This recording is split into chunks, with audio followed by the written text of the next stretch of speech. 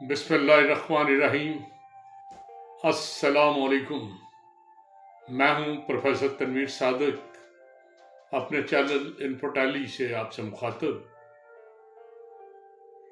آج میں ایک تو دنیا میں عجوبے ہیں نا 7، لیکن وہ 7 عجوبے وہ ہیں جو مڈل ایج سے پہلے کے ہیں یا آثار قدیمہ میں شمار ہوتے ہیں۔ ماڈرن وقت میں ایک بڑا زبردست عجوبہ ایفل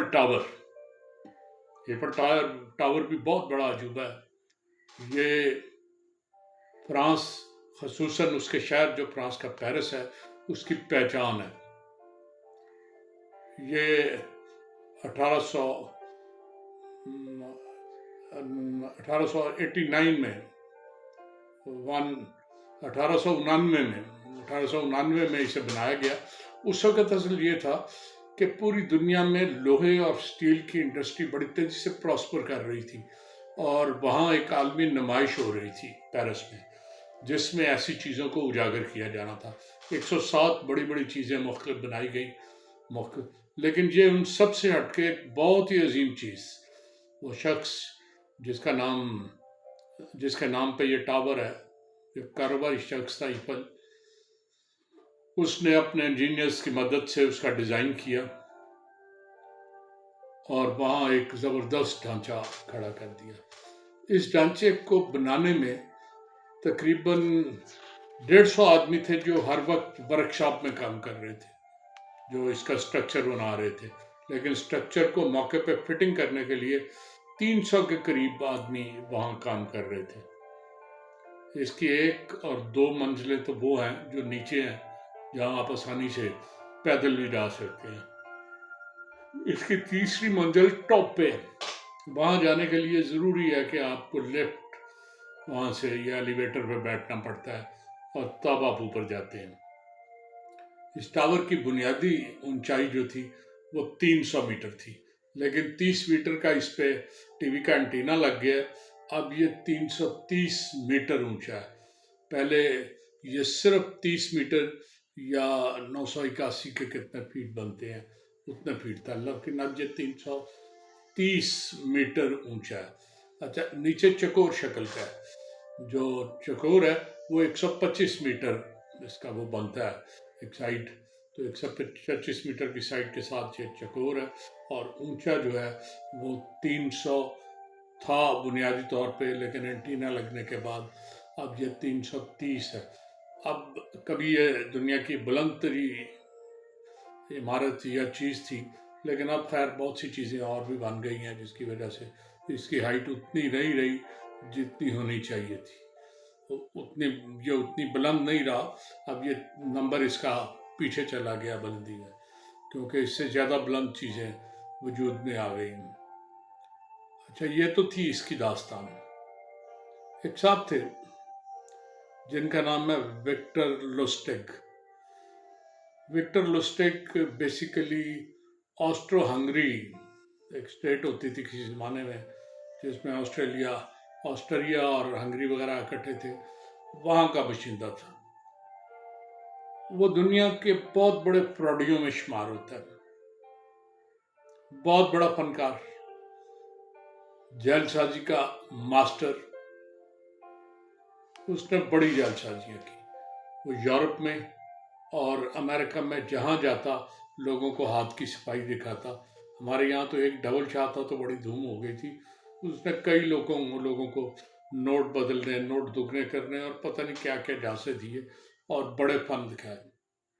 ہوا یہ کہ اس کی ایفل ٹاور پہ نظر پڑی، اس نے جائزہ لیا، اور پھر اس نے باقاعدہ وہاں کے جو سکریپ ڈیلر تھی انہیں اکٹھا کیا۔ انہیں کہا کہ جو فرانس کی گورنمنٹ ہے وہ معاشی طور پہ بدحالی کا شکار ہے، اور وہ چاہتے ہیں کہ اگر یہ ایفل ٹاور بک جائے، کیونکہ یہ ان پہ بوجھ ہے، جس کے پیسے بھی کوئی نہیں آتے، مینٹیننس پہ بڑا پیسہ خرچ ہوتا ہے، اتنا بڑا سٹرکچر، تو یہ لوہا بیچ کے وہ چاہتے ہیں کہ کچھ نہ کچھ پیسے، معاشی طور پہ بھی ملک بہتر ہو جائے گا، اور یہ فضول سی چیز ہے وہ بیچنا چاہتے ہیں۔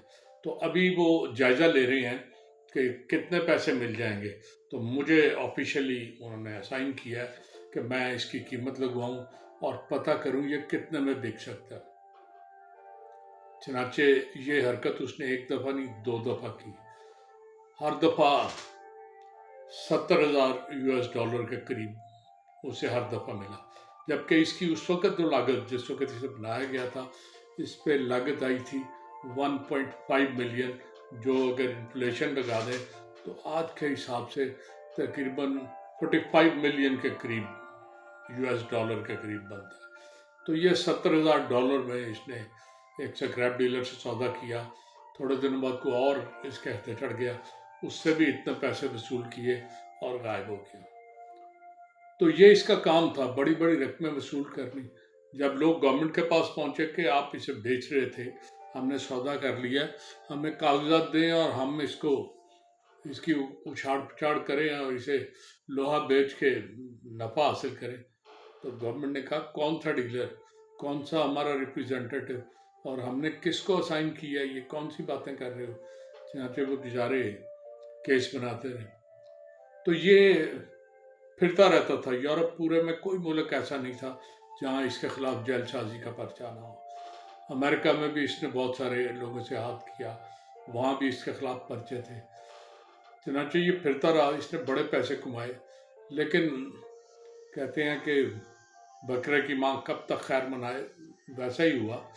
یہ وہاں پہ امریکہ میں اس نے کسی کے ساتھ دھوکہ کیا، چنانچہ یہ پکڑا گیا اور قید کر لیا گیا۔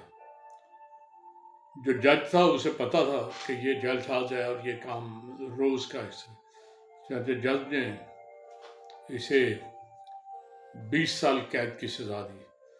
20 سال بڑا لمبا عرصہ تھا۔ جب اسے سزا ہوئی تو یہ 1935 کی بات ہے، 1935 میں یہ گرفتار ہوا، اور اسے تو 35 کے بعد اسے 45 اور 55 تک رہائی امید تھی، لیکن اس کی زندگی اس کا ساتھ نہ دے سکی، اور یہ 11 مارچ 1947 کو میسوری کی USA میں جو میسوری ہے، میسوری کی ایک جیل میں اس کی موت واقع ہو گئی۔ تو یہ دنیا میں جو سب سے بڑا جیتا جاگتا فراڈ ہے اس کی اگزامپل ہے کہ ایک شخص نے 2 دفعہ ایفل ٹاور جیسی عمارت بیچ دی۔ یہ فراڈیوں میں جو بہترین اور سب سے بڑا فراڈ ہے، یہ ان فراڈوں میں شمار ہوتا ہے۔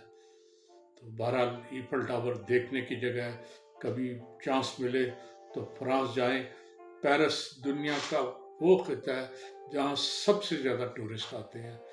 آپ بھی موقع ملے تو ضرور دیکھیں، میں بھی انشاءاللہ کوشش کروں گا کہ وہاں کا وزٹ کروں اور دیکھ کے آؤں۔ آج اجازت چاہوں گا، اللہ حافظ۔